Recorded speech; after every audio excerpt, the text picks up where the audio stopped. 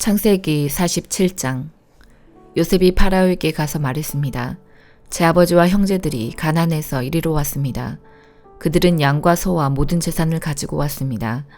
그들은 지금 고센 땅에 있습니다. 요셉은 자기 형제 중에서 5명을 골라 파라오에게 인사를 시켰습니다. 파라오가 형제들에게 물었습니다. 너희는 무슨 일을 하는 사람들이냐? 형제들이 대답했습니다. 파라오의 종인 우리는 목자들입니다. 우리 조상들도 목자였습니다.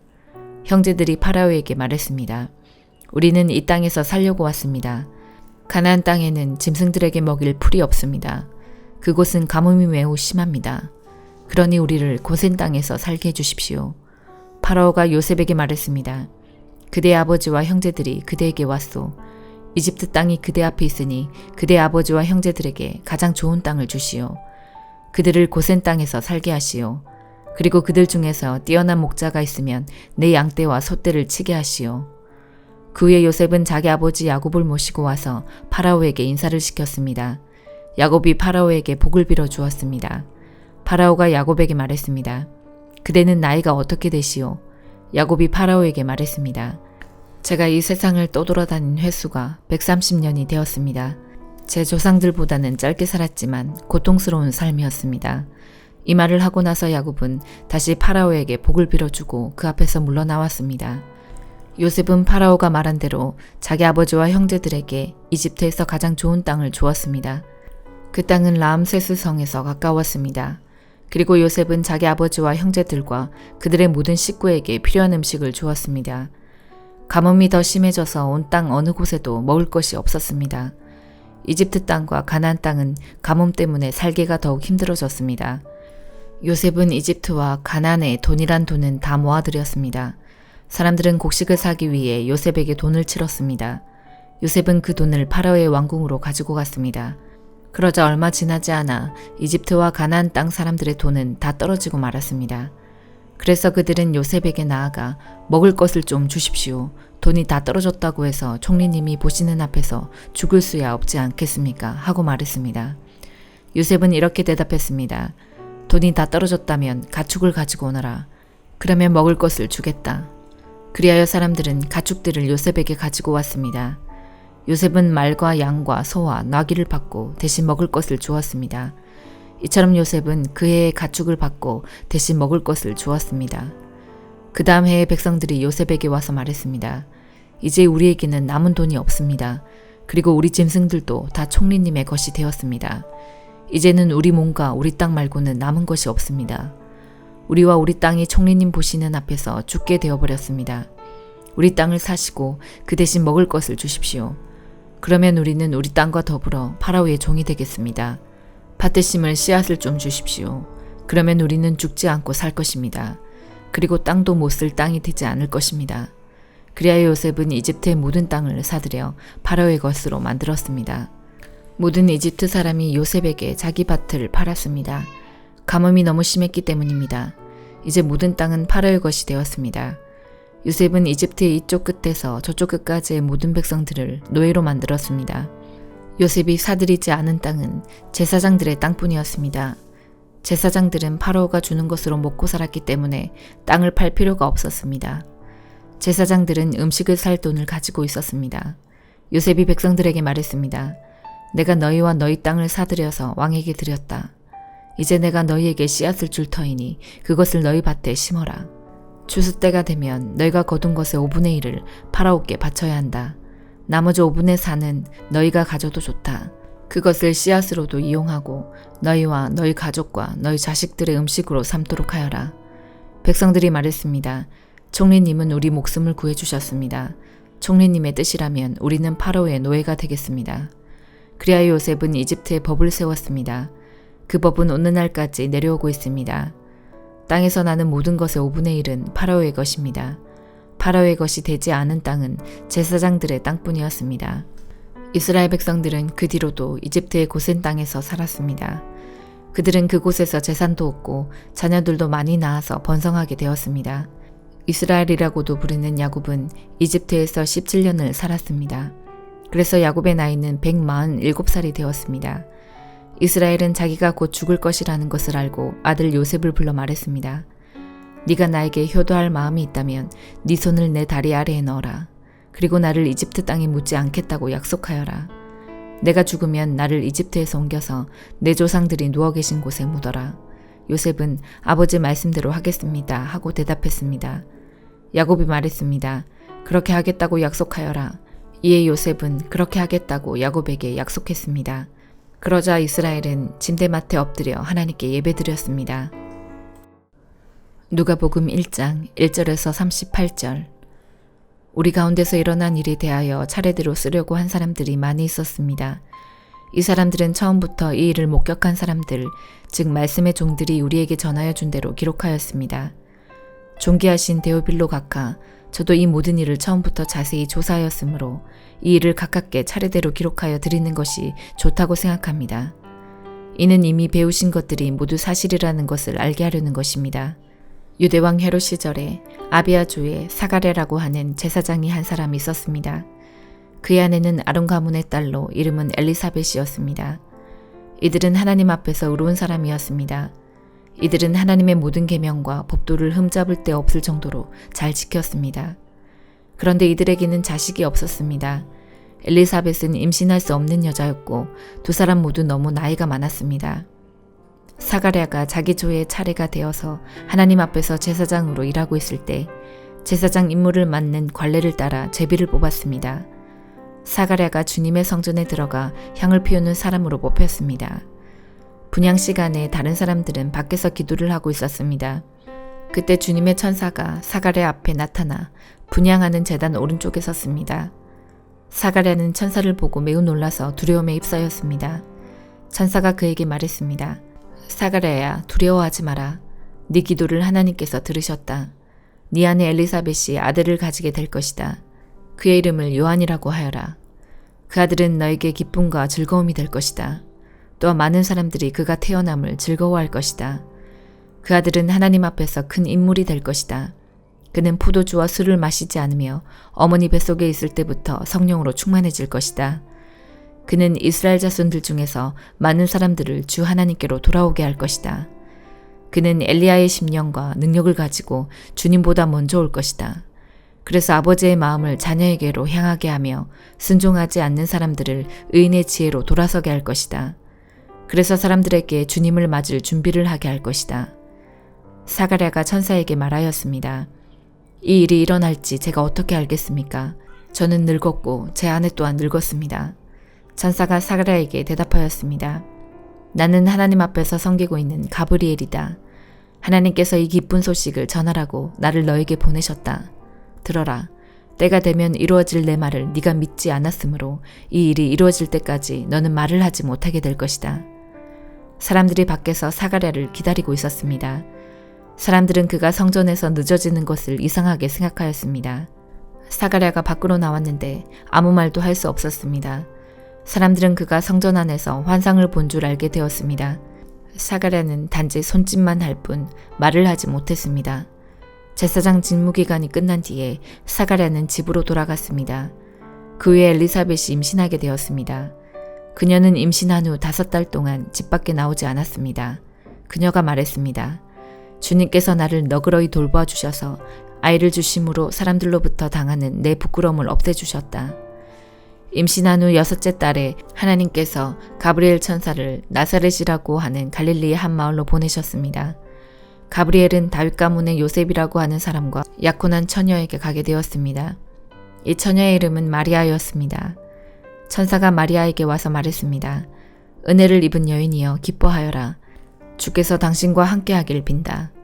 마리아는 천사의 말을 듣고 너무나 놀라서 이게 도대체 무슨 소리인가 하고 생각하였습니다. 천사가 마리아에게 말했습니다. 마리아야 두려워하지 마라. 하나님께서 너에게 은혜를 베푸신다. 보아라. 네가 아이를 임신하게 되어 아들을 낳을 것이다. 너는 그 이름을 예수라고 하여라. 그는 크게 되어 가장 높으신 분의 아들이라고 불릴 것이다. 주 하나님께서 그에게 그의 조상 다윗의 왕좌를 주실 것이다. 그는 영원히 야곱의 집을 다스릴 것이며 그의 나라는 끝이 없을 것이다. 마리아가 천사에게 말했습니다.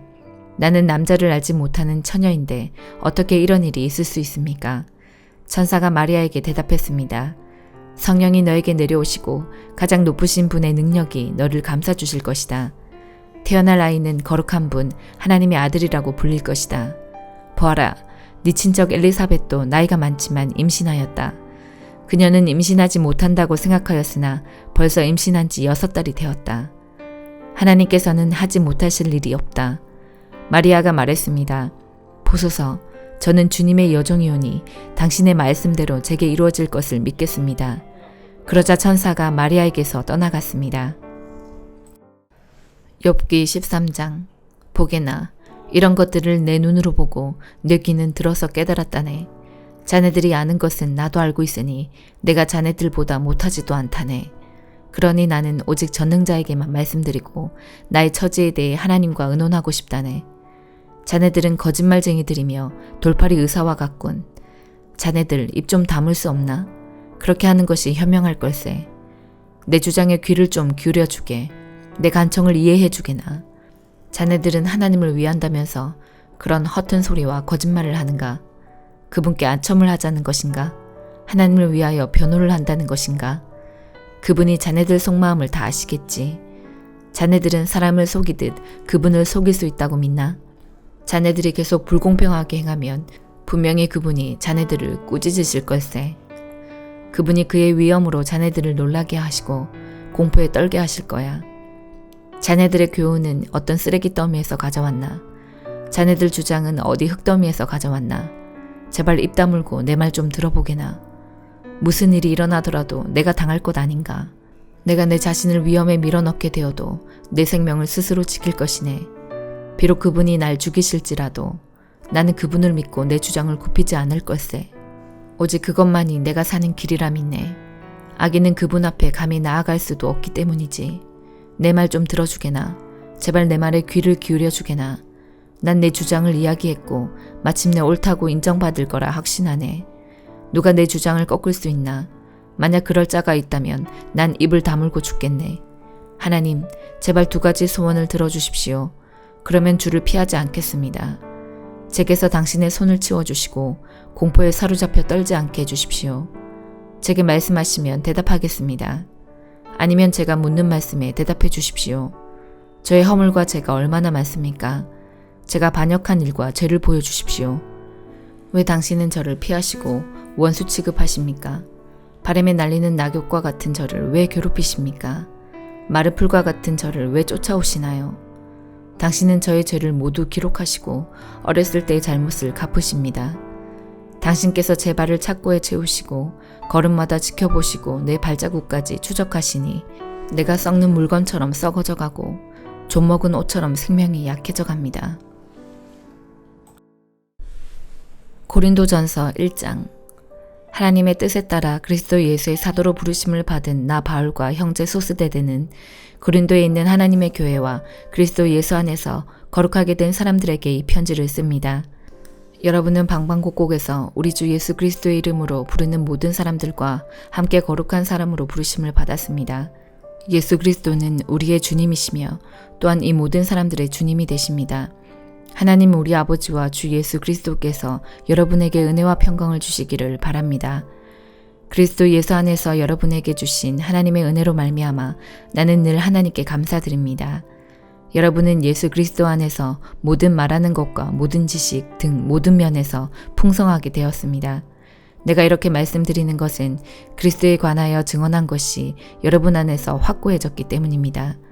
그러므로 여러분은 영적인 선물을 부족함 없이 받으며 우리 주 예수 그리스도께서 나타나실 것을 간절히 바라고 있습니다. 예수님께서는 여러분을 세상 끝날까지 굳세게 지켜 우리 주 예수 그리스도의 날에 흠이 없는 사람이 되게 하실 것입니다. 여러분을 부르셔서 그의 아들이신 우리 주 예수 그리스도와 사귐을 갖게 하신 하나님은 신실하십니다. 성도 여러분, 우리 주 예수 그리스도의 이름으로 여러분에게 호소합니다. 모두 의견을 합하고 여러분 사이에 편을 나누지 마십시오. 같은 마음과 같은 생각을 가지고 하나가 되십시오. 나의 성도 여러분, 글로의 집에서 온 사람들이 나에게 여러분 사이에 다툼이 있다는 소식을 전해주었습니다. 내용은 이렇습니다. 여러분이 저마다 나는 바울을 따른다. 나는 아볼로를 따른다. 나는 베드로를 따른다. 심지어 나는 그리스도를 따른다고 말한다니 도대체 그리스도가 아니었습니까? 바울이 여러분을 위해 십자가에 못 박혔습니까? 아니면 여러분이 바울의 이름으로 세례를 받았습니까? 내가 그리스도와 가이오 두 사람 외에는 여러분 중 어느 누구에게도 세례를 주지 않아 하나님께 감사합니다. 그러므로 여러분 중에서 어느 누구도 바울의 이름으로 세례를 받았다고 말할 수 없을 것입니다. 그러고 보니 내가 스데바나의 가정에도 세례를 준 적이 있습니다. 하지만 이들 외에는 아무에게도 세례를 준 기억이 없습니다. 그리스도께서 나를 보내신 것은 세례를 주기 위해서가 아니라 복음을 전하도록 하기 위해서였습니다. 그것은 인간의 지혜로운 말로 하라는 것이 아니었습니다. 그리스도의 십자가가 그 능력을 잃지 않게 하려는 것입니다. 십자가에 관한 말씀이 멸망한 사람들에게는 어리석은 것에 불과하지만 구원받은 우리에게는 하나님의 능력입니다. 성경에 이렇게 기록되어 있습니다. 내가 지혜로운 사람들의 지혜를 멸하고 지식 있는 사람들의 지식을 물리치리라. 지혜 있는 사람이 어디 있으며 학자가 어디 있습니까? 이 시대의 변론가가 어디 있습니까? 하나님께서 이 세상의 지혜를 어리석게 하지 않으셨습니까?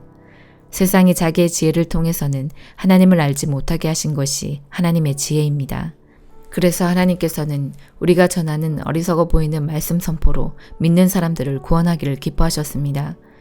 유대인들은 표적을 요구하고 그리스도인들은 지혜를 찾습니다. 하지만 우리는 그리스도께서 십자가에 못 박히셨다고 전합니다. 이것이 유대인들에게는 걸려 넘어지게 하는 것이요 이방인들에게는 어리석은 것이지만 유대인이 되었든지 그리스도인이 되었든지 부르심을 받은 사람들에게 그리스도는 하나님의 능력이며 하나님의 지혜입니다.